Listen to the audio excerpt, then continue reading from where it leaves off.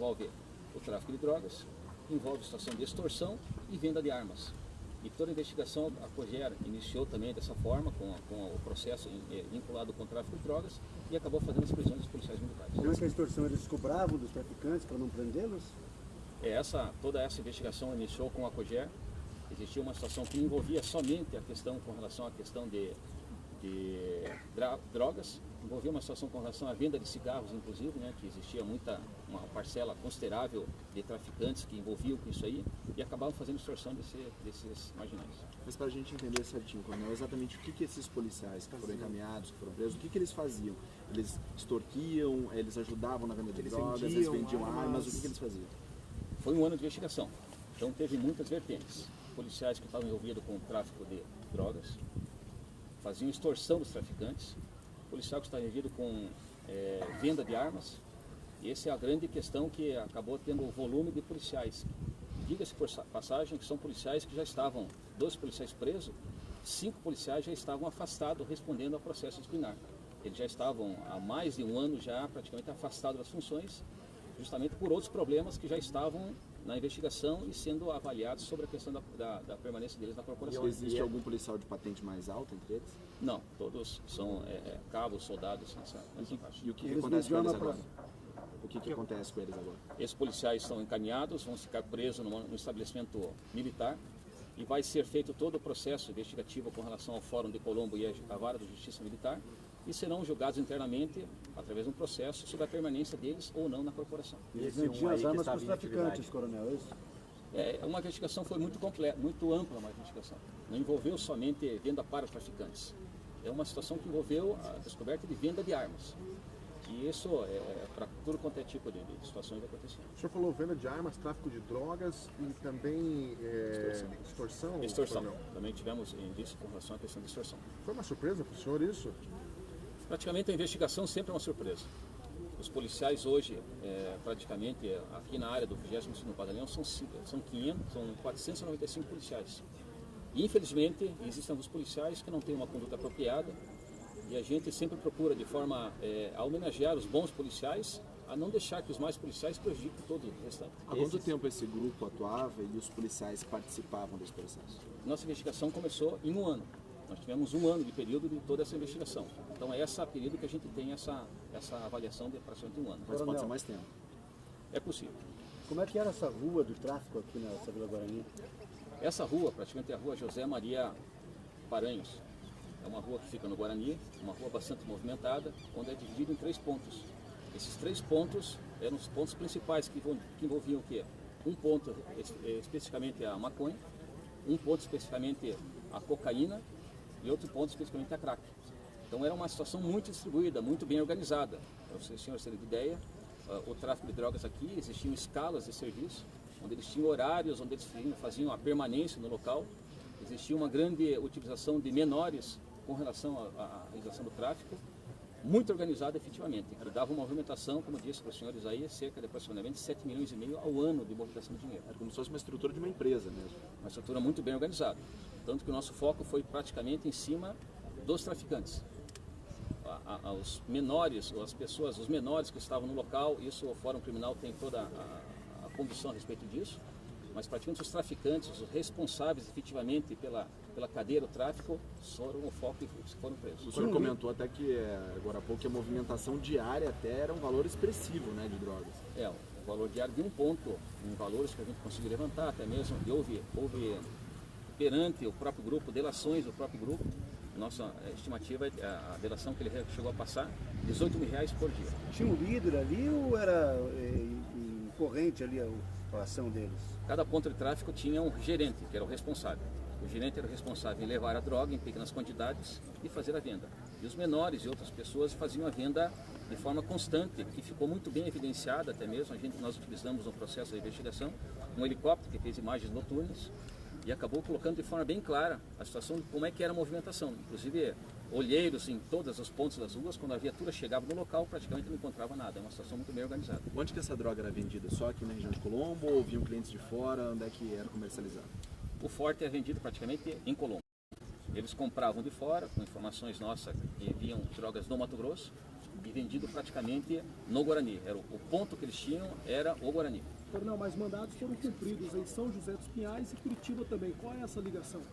Na verdade, houve a situação dos mandados de prisão e os mandados de busca, porque existiam muitas situações a respeito aí de envolvimento de pessoas que poderiam estar armadas. Então a gente, em conjunto com o Ministério Público, foi colocado algumas pessoas que tinham residência em Curitiba e São José, somente mandado de busca. Quais os bairros dessas? Eu não tenho essa informação agora, nesse momento, porque praticamente foram 79 mandados de busca cumpridos. Ninguém Então, foi um era número muito grande. preso ali, comandante? Todo mundo agia livremente, com a sensação de impunidade mesmo? Existiam muitas prisões ali, com muita frequência, sempre realizadas prisões, mas a incidência hoje com relação ao tráfico é muito grande, a movimentação é muito grande. Prende um, no dia seguinte já tinha 2 ou 3 que substituíam completamente, então não existia falha nenhuma na estrutura de venda, especificamente. Essas 14 pessoas vão responder pelo quê? As 14 principalmente por práticas criminosas de tráfico de drogas.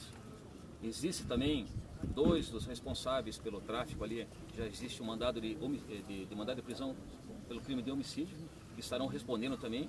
E a gente faz uma apreensão muito grande, apesar que não está aqui no local no momento, é uma apreensão muito grande de celulares.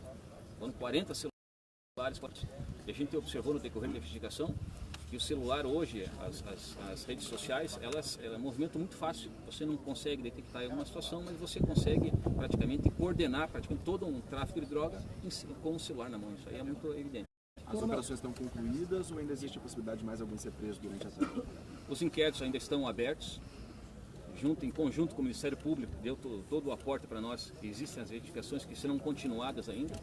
Houve situações de mandado de prisão que não foi localizado o fugitivo, no caso o que estava sendo buscado, e as investigações continuam, até mesmo que durante o inquérito agora para processar toda essa questão. Mais policiais podem ser presos?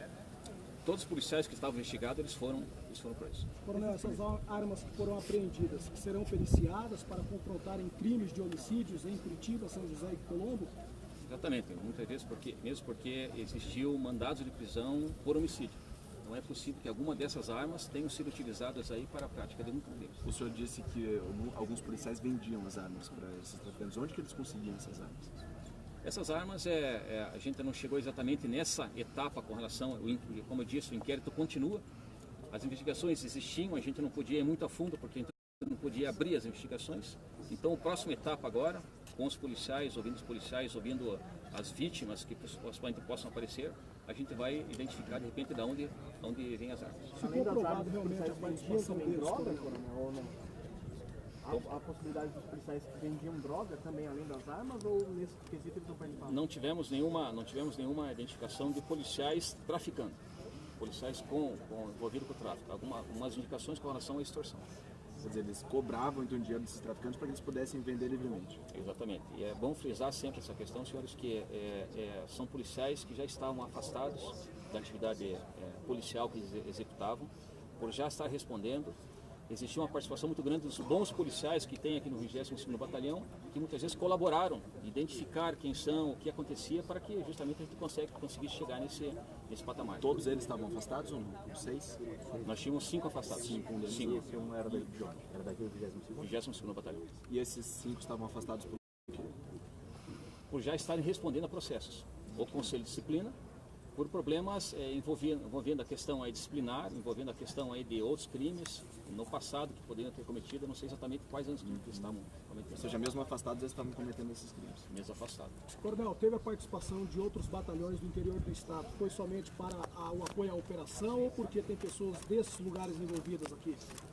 Praticamente o objetivo de pegar o pessoal de praticamente todo o estado do Paraná, nós tivemos a participação de 380 policiais. Foram 120 viaturas.